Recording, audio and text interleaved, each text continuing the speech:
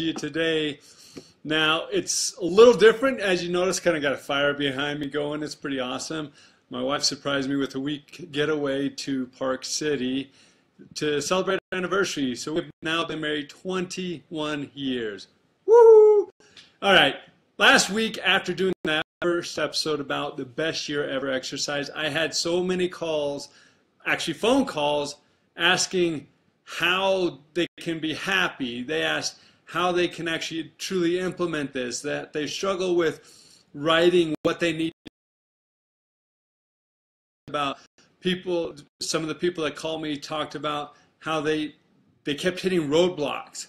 Okay, when you do this exercise, this is so important. Don't let anything hold you back. Now remember, the best year ever is an exercise that I learned from Dean Graziosi. And it's about about writing about the best year ever as if 2017 has already happened, and you're writing back telling about why it was the best year. And in that, don't hold back. Don't hold back. Even if it seems ridiculous to you, don't hold back. There's a power in the subconscious. And when we can connect into that, it's phenomenal. So don't hold back. Let it flow. Whatever would make the best year ever. If it'd make a best year traveling to Hawaii, write it down. Don't hold back. If it would, whatever it may be, don't hold back. Now, after you do this exercise, the one reason it's so powerful is then you get this map, essentially. You have a direction of really what you want in life.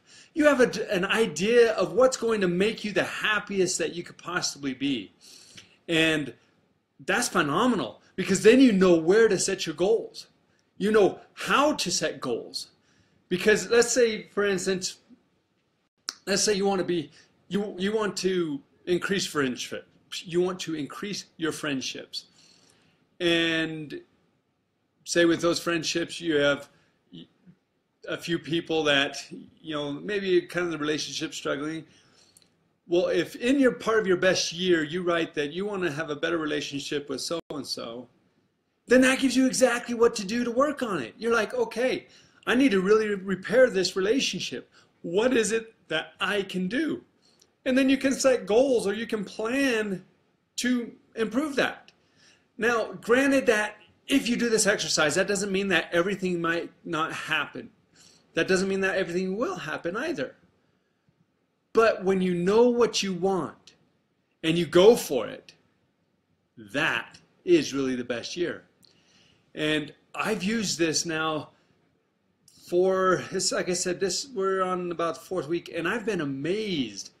I've been amazed at how things are just starting to come into play. This trip to Park City that helped me to kind of think about some things and plan some things.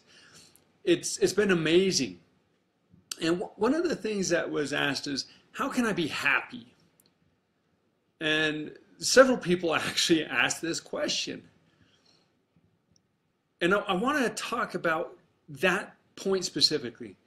One thing that really seems to make us unhappy is when we dwell on the mistakes or the problems we've had or are having. And that's not where you want to be. We all make mistakes. It's a given. It's part of humanity. It's part of our natural man, if you want to call it that, or woman, if you're a woman watching this. But it's part of the natural man who is kind of wants to be footloose and fancy free and do all kinds of things that maybe they shouldn't be doing. But it's when we dwell on those mistakes is the problem. We will make those mistakes. Don't dwell on them. Don't sit there thinking, and beating yourself up. You are amazing. You are a phenomenal individual. There's nobody else in this world like you. Nobody. That's what makes you so fantastic. It's because you are unique. Nobody else out of the billions and billions of people that have ever been on this earth, nobody has your DNA makeup. And you are amazing. So when you make a mistake, don't worry about it. I mean, yeah, you acknowledge it and like, yeah, I need to work on that. I need to be better. And then that can be part of your plan. That's part of your best year, is to minimize those mistakes. And then you'll discover that you're going to make new mistakes. And then you work on minimizing those. It's a progression. That's what is so empowering. That is what will make you even better. This exercise is so phenomenal. Don't hold back. Do it. Then once you do it, then you'll have a goal structure. And you'll be able to break it down. And then you say, okay, if by the end of the year, this is what I want to happen, I work back. And I say, okay, this is the goal I need to set for here. This is the goal I need to set here. This, and you have your structure set in place. And now it's just a matter of setting those goals and then start working on them. And you break those goals down to, large to smaller to smaller to smaller. Because right now, if you think about a large goal that you have, it's like, oh, I'll never succeed. But when you break it down even smaller and smaller, it's like, oh, I can do that. And that's what is so powerful about this exercise, is it helps you identify exactly what you want and how you can get it. So I encourage you, excuse me one second, I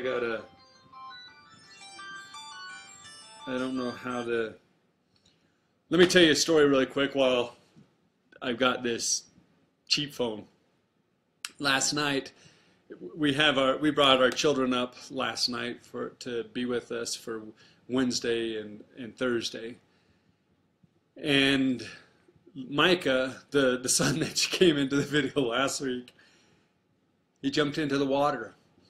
And I was down at the other end working with talking to the guy who was pulling off the cover of the swimming pool. And I hear Renee, my wife, calling to one of the other children, Micah, get back. And he had just jumped right in, and he was, doing this number. So I jumped full bore, phone and all. So now I've got my child's phone, which it's the phone we use for kind of emergencies. That's my phone now, because now this one you can't even, it won't even turn on. So I was super dad last night. But anyways, he's okay, no problems. He was, just a little shaken up, but all's well with that. So I apologize that this alarm went off and I have no idea how to even work this phone yet. But anyways, I just really wanted to help you to realize that this is going to be the best year if you do this exercise. It really will. Life happens for us, not to us. Remember that. Life happens for us, not to us. So whatever happens in life is going to be for our benefit. And if you plan your life the best way you can, the best way possible, then you'll be planned for the things that you're not prepared for. It'll all just kind of start happening. It's more you'll be prepared for the things that you're not already prepared for. And I know that you are amazing, and I hope you realize that. And this is just a short one. I'm going to get back with my family now. But have a great day. Thank you for watching.